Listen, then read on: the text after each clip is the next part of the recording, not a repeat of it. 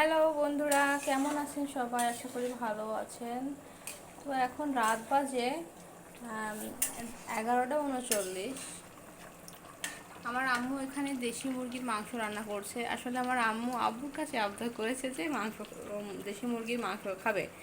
তো পাচ্ছিল না। হঠাৎ রাত আমার আব্বু 10টার দিকে ফোন দিয়ে বলছে মুরগির মাংস তো পাওয়া গিয়েছে।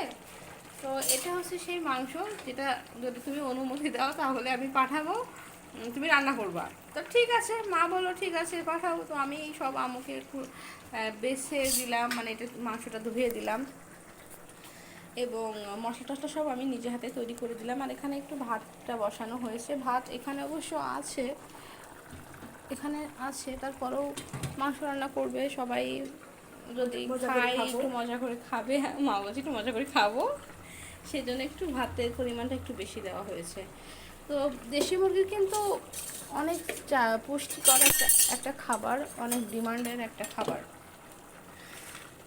এখানে 1 কেজির বেশি মনে হচ্ছে, নাকি 1 কেজি মতন হবে মা?